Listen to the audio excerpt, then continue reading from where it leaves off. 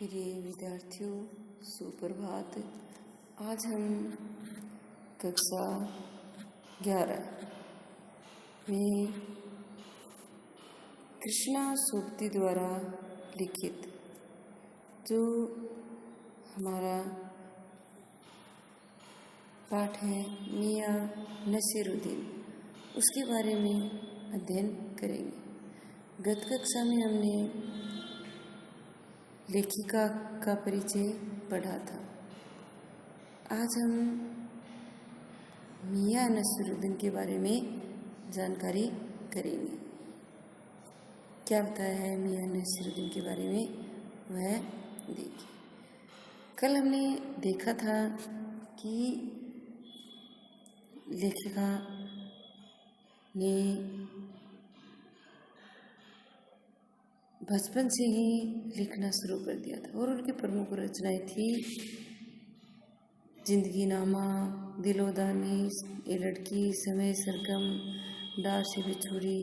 इन्हें साहित्य अकादमी पुरस्कार, सलाह का सम्मान आदि भी मिले थे। अब देखिए क्या होता है कि मियां नसीरुद्दीन के व्यक्तित्व, रुचि, स्वभाव, इनका वर्णन किया गया है। क्या है देखिए पाठ में।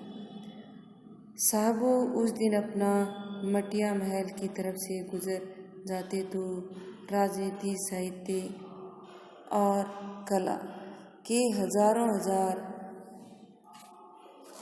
क्या करिए वो कि यदि वो अपने उस महल की तरफ से हमेशा जाती थी, वहाँ से ही यदि गुजर जाती तो राजनीति, साहित्य और कला के हजारों हजार मसीहों के धूम धड़के में नानबाइयों के मसीहा, अर्थात राजनीति के मसीहा कौन है, राजनीति में सबसे उच्च कौन है वो, साहित्य में कौन है वो, और कला के क्षेत्र में हैं, उन सभी के धूम धड़ाके में, उन सभी की जानकारी की वजह से नानबाई जो रोटियाँ बनाता है, उनका जो मसीहा है, उनमें जो श्रेष्ठ है, उनका नाम है मियां नसीरुद्दीन।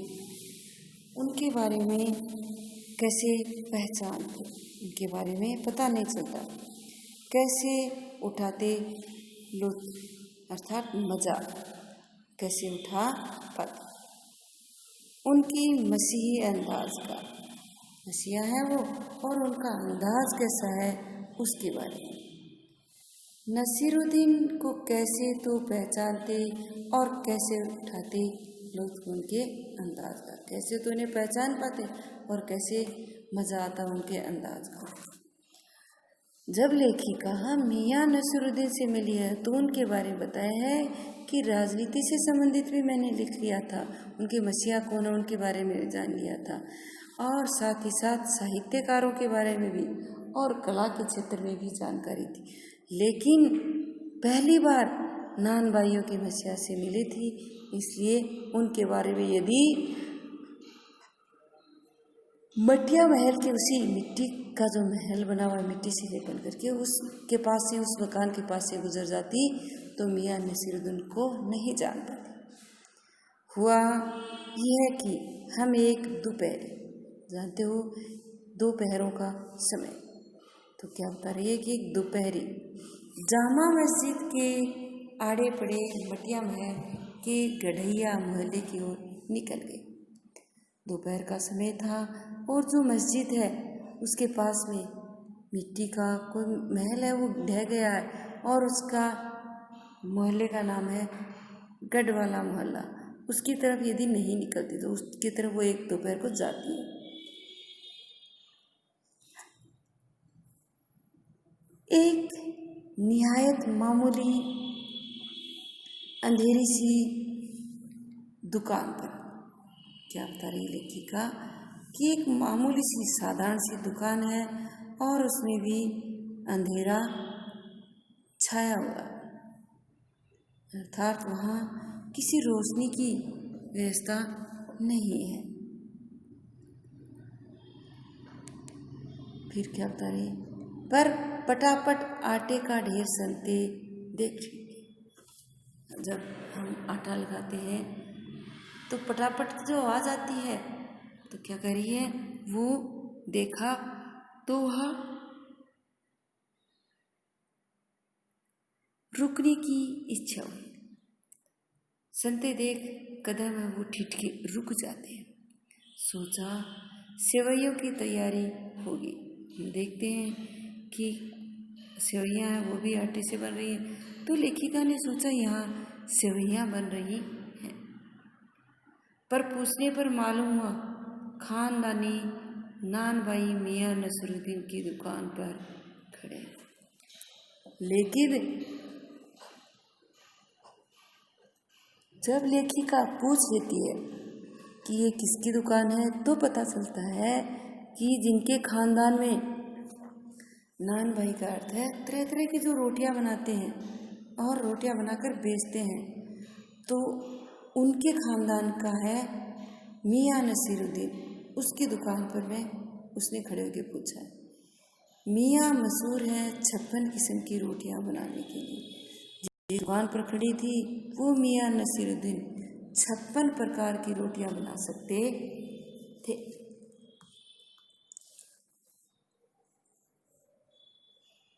अब देखिए क्या होता है आगे।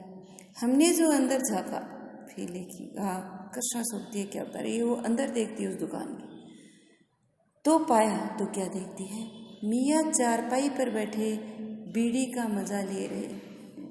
मियाँ नसीरुद्दीन चारपाई पर बैठे हैं और बीड़ी पी रहे हैं। यहाँ क्वेश्चन बनेगा कि जब लेखिका ने मियाँ नसीरुद्दीन को देखा तो वो किस स्थिति में थे, क्या वो क्या कर रहे थे। कहने का मतलब है कि मियाँ नसीरुद्दीन की जैसी स्थिति थी वैसा ही हमें आंसर भी देना पड़ता है। तो क्या होता है कि वो क्या कर रहे थे, चारपाई पर बैठे हुए हैं और बीड़ी पीने का मज़ा ले रहे हैं। मौसमों की मार से पका चेहरा, अब वो छोटे थे नहीं, बहुत से मौसम उन्होंने अपने जीवन में बिता दिए थे, इसलिए उनका चेहरा भी पक गया था। अर्थात ये नहीं कि वो छोटे बच्चे या युवा नजर आ रहे हों। आँखों में काया भोलापन और पेशानी पर मजे हुए कारीगर के तेवर। उनकी आँखों में क्या नजर आया है लेखिका को, आँखों में काया आँखों में चालाकी, भोलापन और पेशानी अर्थात माथे पर मजे हुए कारीगर के तेवर, कि वो बहुत ही सिद्धस्त हैं, काफ़ी समय से उन्हें काम आता है, इस प्रकार के कारीगर हैं। ऐसे सिद्धस्त जैसे अपने आप को कर रहे हैं, ऐसे कारीगर जैसे वो तेवर उनके नजर आए। हमें ग्राहक समझ मियाँ ने नज़र उठाई, फरमाइए। जैसे ही कोई दुकान में आता है तो मालिक कहता है कि फरमाइए, अर्थात आपको क्या खरीदना है। तो लेखिका के प्रवेश करते ही उन्होंने कहा कि फरमाइए। झिझक से कहा तो क्या उत्तर देती है, आपसे कुछ एक सवाल पूछने थे, आपको वक्त हो तो क्या करिए, आपसे कुछ सवाल पूछने थे, यदि आपको समय है तो।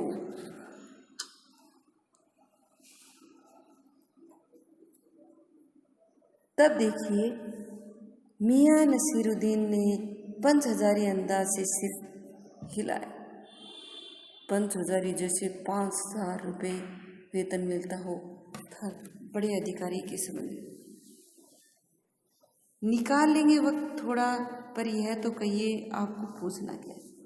उन्होंने कहा था ना कि थोड़ा तुम्हारा वक्त चाहिए, आपके पास वक्त है। तो उन्होंने कहा कि वक्त तो निकालेंगे, लेकिन आपको पूछना क्या है। फिर घूर कर देखा, अर्थात आंखें गड़ाकर ध्यान से देखकर, और जोड़ा क्या कहते हैं, मियाँ कहीं अखबारनवीस तो नहीं हो, अर्थात अखबारनवीस पत्रकार तो नहीं हो। यह तो खोजियों की खुराफात है। यह तो क्या है, जिनको कुछ खोजना हो उनकी शरारत होती है। हम तो अखबार बनाने वाले और अखबार पढ़ने वाले दोनों। उसका कहने का मतलब है कि ना तो हम अखबार बनाने वाले हैं और ना ही अखबार पढ़ने वाले हैं। तो वो उसका मानना है कि उससे उन्हें क्या काम हो सकता है।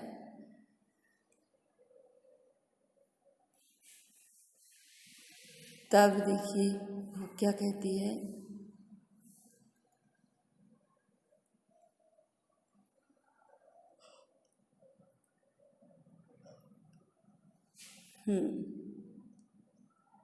ना तो अखबार पढ़ने वाले हैं। ये किनका काम होता है? उसका मानना है कि ये तो निठल्लों का काम, निठल्ला समझते हैं। हाँ, कामकाजी आदमी को इससे क्या काम है। यदि कोई काम करने वाला है उसको इससे या पूछने से क्या मतलब है। इसमें क्या काम है। खैर, अपने यहाँ तक आने की तकलीफ उठाई है तो पूछिए क्या पूछना चाहते हैं। कि यहाँ तक उठाने की आपने तकलीफ उठा ली है तो पूछिए कि आप क्या पूछना चाहती है। तब लेखिका ने क्या उत्तर दिया है।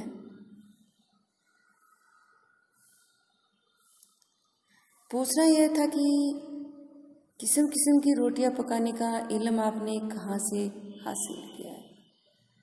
कि आप तरह तरह की जो रोटियां बनाते हैं इसका जो बनाने का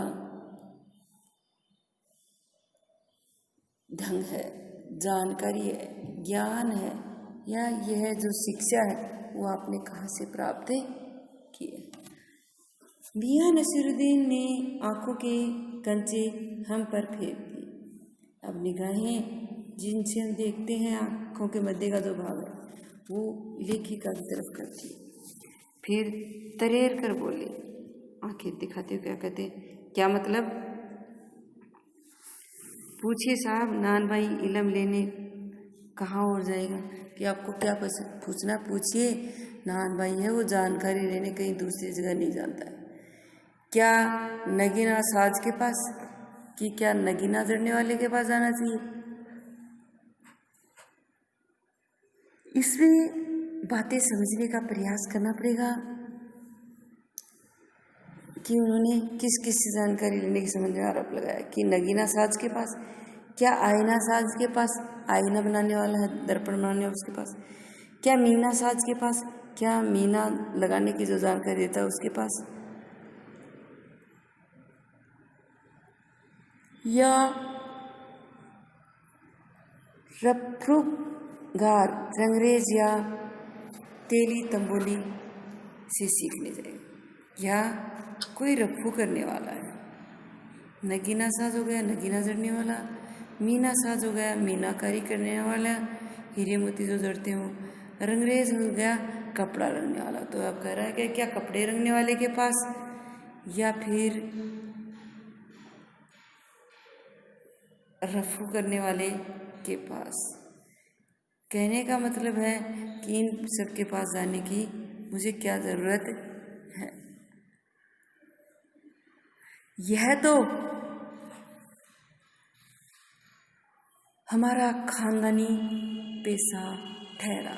ये तो हमारा खानदानी व्यवसाय है, धंधा है, काम है। मतलब यह है कि हम घर से नहीं निकलें कि कोई पेशा अख्तियार करें। हम तो कुछ सीखने के लिए घर से ही नहीं निकलते हैं। जो हम दूसरा व्यवसाय है वो उसके बारे में अपनाने का प्रयास करें। जो बाप दादा का हुनर था वही उनसे पाया। जो बाप दादा की कला थी वही हमने उनसे प्राप्त किया। और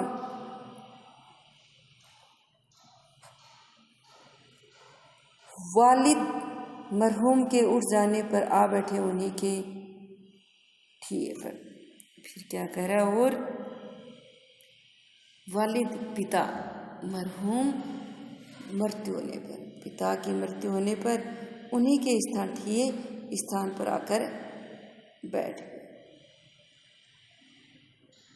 अब क्या कहता है, आपके वालिद, फिर देखिए लोप सूचक चिन्ह है, बात को लोप कर दिया गया है। पूछ रही है कि आपके वालिद, तब इसने क्या उत्तर दिया है,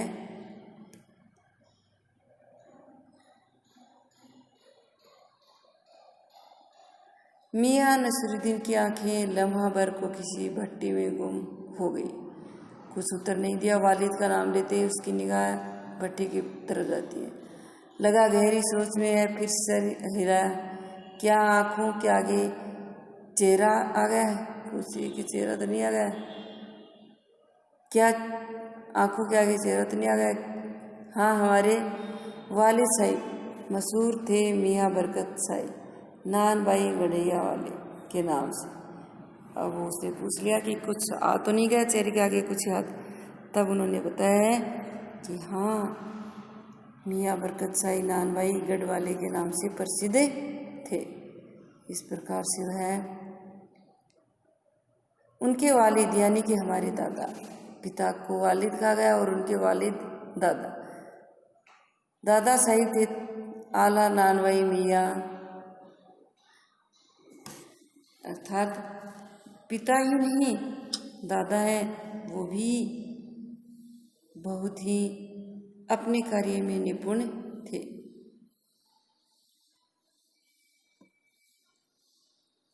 तो उन्होंने भी क्या कह दिया है, हमारे मियाँ कल्लन, तो उनका नाम भी इन्होंने बता दिया है कि वो थे मियाँ कल्लन। आगे का हम आगामी कक्षा में अध्ययन करेंगे।